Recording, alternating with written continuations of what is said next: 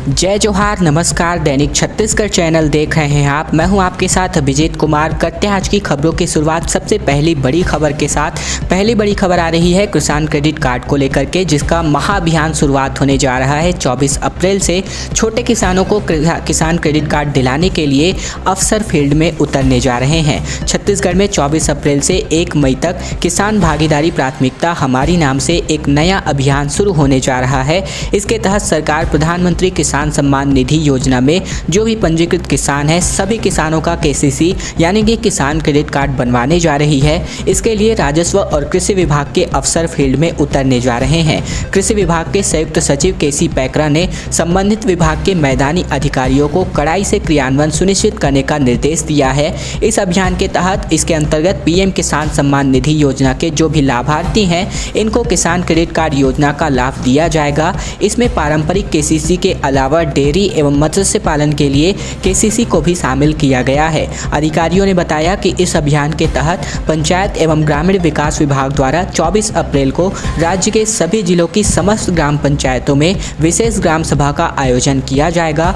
उन सभी ग्राम सभाओं को एजेंडे में पीएम किसान योजना के अंतर्गत किसान क्रेडिट कार्ड जारी करने के विषय को भी शामिल करने को कहा गया है। इसके अलावा ग्राम सभाओं में पटवारी, कृषि, मत्स्य पालन, पशुपालन विभाग के अधिकारी, जो पंचायत सचिव हैं, जो सरपंच है, ये भी उपस्थित रहने जा रहे हैं। इसके अलावा बात करें तो प्रधानमंत्री किसान सम्मान निधि योजना के लिए ऐसे लोग जिनके पास भू अभिलेख की प्रतिलिपि नहीं है, उन्हें प्रतिलिपि उपलब्ध कराया जाएगा। कृषि विभाग का मैदानी अमला भी अपने क्षेत्र के केसीसी का लाभ नहीं ले रहे किसानों से बातचीत करेगा। उन्हें अभियान के तहत योजना का फायदा दिलाने जा रहा है।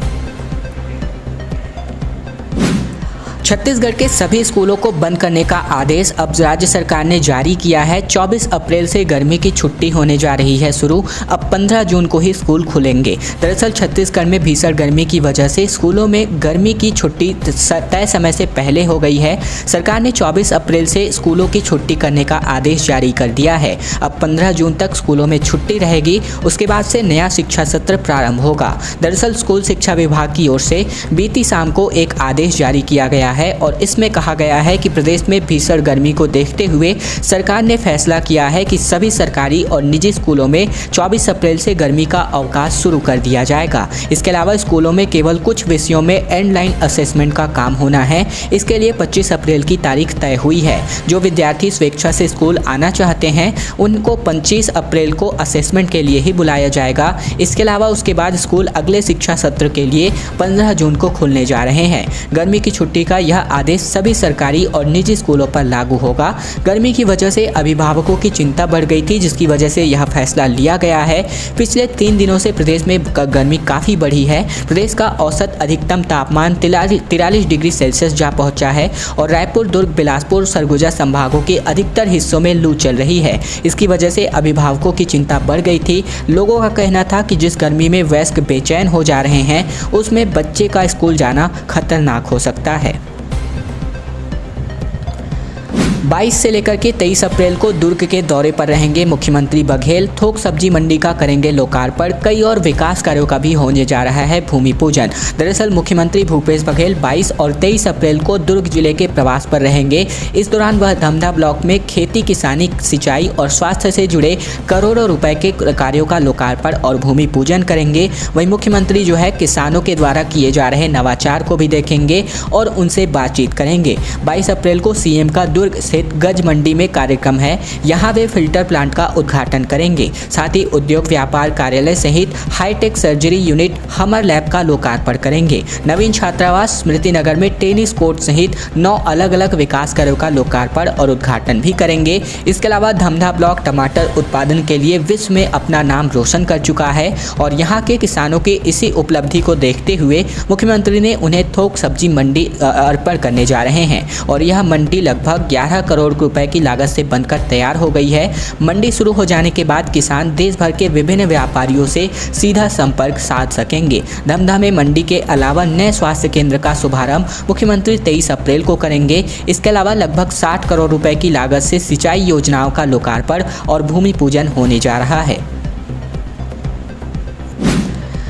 25 करोड़ की लागत से बनेगा शहीद गुंडाधुर संग्रहालय। केंद्रीय जनजातीय मंत्री रेणुका सिंह ने इसकी घोषणा की है। बोली छत्तीसगढ़ की सरकार जमीन दिलाए। दरअसल केंद्रीय जनजातीय राज्य मंत्री रेणुका सिंह बीते दिन बस्तर प्रवास पर रही। उन्होंने जगदलपुर में भाजपा के सामाजिक न्याय पखवाड़ा कार्यक्रम के तहत स्वतंत्रता संग्राम सेनानी योद्धा शहीद गुंडाधुर की प्रतिमा पर माल्यार्पण कर और पुष्प अर्पण कर उन्हें श्रद्धांजलि अर्पण की।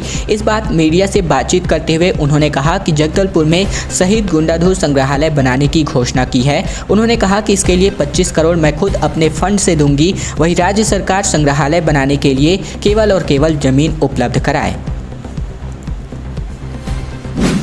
दिन ब दिन एजुकेशन सिस्टम बेहतर करने की ज़रूरत है। एक्सपर्ट्स का कहना है कि लगातार बच्चों का IQ लेवल गिर रहा है और इसमें ऑनलाइन एग्जाम भी एक बहुत बड़ी वजह है। प्रदेश के एजुकेशन सिस्टम को और बेहतर बनाने की ज़रूरत है, ये मानना है प्रदेश के अलग अलग फील्ड एक्सपर्ट्स का। लगभग घर घर की चर्चा का विषय बन चुका ये मुद्दा हमारी टीम ने हर तरह के प्रोफेशन से जुड़े लोगों के बीच रखा और सब ने इस बात पर सहमत हुए कि प्रदेश में शिक्षण व्यवस्था को बेहतर करने की सख्त ज़रूरत है। दरअसल इंग्लिश और मैथ को बेहतर करने की भी ज़रूरत है, क्योंकि छत्तीसगढ़ सरकार के पूर्व ACS, पूर्व वित्त सचिव और माध्यमिक शिक्षा मंडल के चेयरमैन रह चुके BKS रे ने कहा कि हमने अपने करियर के दौरान प्रदेश के कई हिस्सों का दौरा किया है। प्रदेश के बच्चों में इंग्लिश और मैथ को लेकर रुचि कम दिखती है। उन्हें ऐसा माहौल देने की ज़रूरत है कि इन दोनों विषयों में उनकी पकड़ बेहतर हो सके। इसके अलावा IQ लेवल पर भी लगातार असर पड़ा है। दरअसल एक्सपर्ट्स का कहना है कि पिछले कुछ सालों में बच्चों के IQ लेवल में भारी गिरावट आई है। हम अपने स्कूल में लर्निंग के पैटर्न को अपग्रेड कर इसी दिशा में काम कर रहे हैं, मगर सोसाइटी में और भी बच्चों से बातचीत करने पर इसकी कमी लगती है। कोर्ट ने हड़ताल को रोकने का आदेश जारी किया। हफ्ते भर से आंदोलन कर रहे थे कर्मचारी। सुनवाई के बाद लेबर कोर्ट का फैसला आया हुआ है। छत्तीसगढ़ के कोरबा जिले में बाल्को कंपनी के खिलाफ चल रहे हड़ताल को रोकने के आदेश अब कोर्ट ने जारी कर दिए हैं। यहां कंपनी के खिलाफ जो कर्मचारी हैं पिछले 7 दिनों से आंदोलन कर रहे थे, जिसके खिलाफ बाल्को प्रबंधन ने लेबर कोर्ट में आवेदन प्रस्तुत किया था। अब सुनवाई के बाद बुधवार को कोर्ट ने फैसला सुनाया है। सैलरी बढ़ाने समेत कुछ मांगों को लेकर बाल्को के कर्मचारियों ने यहां मोर्चा खोल रखा था।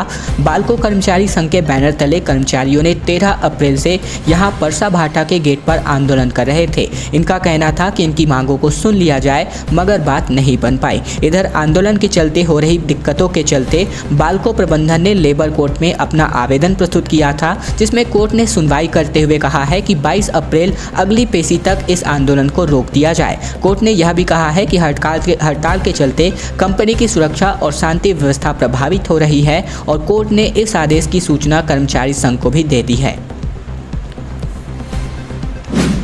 इंपोर्टेड कोयले से महंगी होने जा रही है बिजली। मुख्यमंत्री भूपेश बघेल का कहना है कि केंद्र सरकार 10 से लेकर के 20% आयातित कोयला मिलाने को कह रही है। यह 4 गुना महंगा है। दरअसल मुख्यमंत्री भूपेश बघेल ने आशंका जताई है कि केंद्र सरकार की कोयला आयात यानी कि इंपोर्ट नीति से बिजली महंगी हो जाएगी। मुख्यमंत्री ने बुधवार को कहा कि देश को जितने कोयले की जरूरत है उतना उत्पादन हो नहीं रहा है। ऐसे में इसकी वजह से केंद्र सरकार दबाव डाल रही है कि विदेश से आए कोयले का 10 से 20% अनिवार्य रूप से देसी कोयले में मिलाना होगा। यह स्थानीय कोयला की तुलना में महंगा होगा। मुख्यमंत्री भूपेश बघेल ने कहा कि भाजपा की सरकार कोयला नीति विफल रही है और इन लोगों ने राज्य सरकारों को आवंटित कैप्टिव माइंस को निरस्त कर दिया है। उसके बाद उनकी नीलामी में किसी ने भी भाग नहीं लिया। उसके बाद यह स्थिति है कि इन लोगों ने न राज्य सरकार को ठीक से खदान आवंटित की और न ही कैप्टिव कोल यूजर को। आज पावर प्लांट के अलावा दूसरे प्लांट को जो कोयले की आवश्यकता है उसकी पूर्ति सभी जगह कटौती कर दी गई है अथवा बंद हो गई है। औद्योगिक गतिविधियां भी निश्चित रूप से इसका दुष्प्रभाव पड़ रहा है। नक्सलियों को मान में घुसकर मारने की तैयारी की जा रही है। पिता को मारा, गांव उजाड़े और अब आज बदला लेने के लिए उन्हीं के गढ़ से बस्तर फाइटर्स खड़े हो रहे हैं। छत्तीसगढ़ के बस्तर में तमाम लोगों ने नक्सलियों के डर से अपने घर और गांव छोड़ दिए हैं, परिवार को खो दिए हैं, तो कहीं नक्सलियों ने उनके अपनों को मार डाला है, गाँव उजाड़ दिए हैं, तो वही लोग अब नक्सलियों को उनकी मान में घुसकर मारने के लिए तैयार हैं। ये सभी युवा बस्तर फाइटर्स का हिस्सा बनना चाहते हैं। यही कारण है कि भर्ती 2100 पदों के लिए है, जबकि इसके लिए 53,000 से भी ज़्यादा आवेदन आए हैं। इनमें से 40% आवेदन उनके हैं जो नक्सलियों के सताए हुए हैं। इसके अलावा आवेदन करने वालों में जंगल के भीतर से लोग आ रहे हैं। इसमें नक्सल पीड़ित परिवार के युवक युवतियां भी शामिल है। वह नक्सलियों को खदेड़कर खुद को सुरक्षित जीवन चाहते हैं। ऐसे में स्थानीय युवाओं को प्राथमिकता दी जा रही है। इसका एक कारण यह भी है कि वह जंगलों के साथ साथ नक्सलियों की रणनीति से भी बखूबी वाकिफ हैं। इसके अलावा आईजी सुंदरराज भी बताते हैं कि घोर नक्सली इलाके की युवतियों ने भी बड़ी संख्या में आवेदन किया है। इसमें 37,498 युवक हैं, 15,822 युवतियां हैं, जबकि 16 ट्रांसजेंडर भी शामिल हैं। दिल्ली और पंजाब जीतने के बाद अब आम आदमी पार्टी का छत्तीसगढ़ का मिशन सामने आ रहा है। शहर गांव के गली मोहल्लों में कैंपेन किया जाएगा। ऐसे में 25 मई से लेकर 25 जून तक जनसंवाद का कार्यक्रम होगा। बिलासपुर में भी प्रशिक्षण दिया गया है। आम आदमी पार्टी ने अब दिल्ली और पंजाब की तरह मिशन छत्तीसगढ़ पर भी काम करना शुरू कर दिया है। मंगलवार को बिलासपुर में प्रदेश भर के पदाधिकारियों और कार्यकर्ताओं को इसके लिए ट्रेनिंग दी गई। पार्टी ने संगठनात्मक विचार के साथ ही एक से लेकर के 10 मई तक प्रदेश भर में कार्यकर्ता सम्मेलन कराने का आयोजन किया है। इसके अलावा पार्टी को मजबूत करने 25 मई से 25 जून तक शहरों के गली मोहल्लों और गांव-गांव में जनसंवाद किया जाएगा। इसमें पार्टी की नीति और रीति के संबंध में लोगों को जानकारी दी जाएगी। साथ ही यह बताया जाएगा कि दिल्ली में किस तरह से पार्टी जनहित के लिए काम कर रही है और यही कैंपेन अब जो है छत्तीसगढ़ के प्रत्येक गाँव मोहल्लों गली मोहल्लों शहर में किया जाएगा। डॉक्टर रमन सिंह ने गोबर खरीदने की तारीफ। उत्तर प्रदेश में लॉन्च हो रही योजना तो मुख्यमंत्री ने कहा अच्छा काम। दरअसल उत्तर प्रदेश की योगी सरकार छत्तीसगढ़ की तरह वहां भी गोबर खरीदने की तैयारी में है। भाजपा छत्तीसगढ़ में अक्सर इस योजना पर भ्रष्टाचार के आरोप लगाती है और अब जब भाजपा शासित राज्य ही इस योजना से मिलती जुलती स्कीम लेकर आई है तो इस पर डॉक्टर रमन सिंह ने अपनी प्रतिक्रिया देते हुए कहा कि कार्य योजना पर विचार हो रहा है। यदि वहाँ नई योजना लॉन्च करते हुए तो क्या बुराई है, अच्छी बात है। डॉक्टर रमन सिंह खुद कई बार प्रदेश के गौठानों यानी कि आवारा मवेशियों को रखने की जगह की बुरी स्थिति और गोबर खरीदी की सियासी आलोचना करते रहे हैं।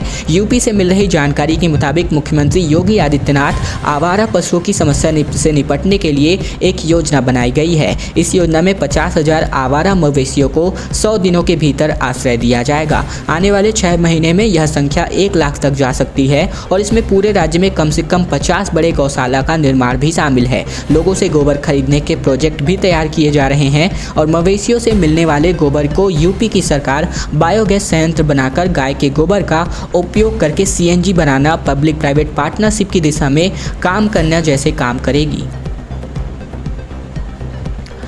आज की अंतिम बड़ी खबर है जहां पर परसा कोल माइंस के विरोध में कांग्रेस सांसद उतर आई हैं। ज्योत्सना महंत ने कहा कि खनन की अनुमति निरस्त की जाए।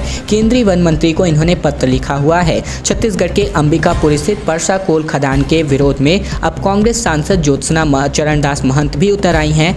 दरअसल जंगल की जैव विविधता को नुकसान बताते हुए उन्होंने केंद्र सरकार से खनन की अनुमति निरस्त करने की मांग की है। इसको लेकर कोरबा दौरे पर आए केंद्रीय वन एवं पर्यावरण राज्य मंत्री अश्विनी चौबे को एक ज्ञापन भी सौंपा गया।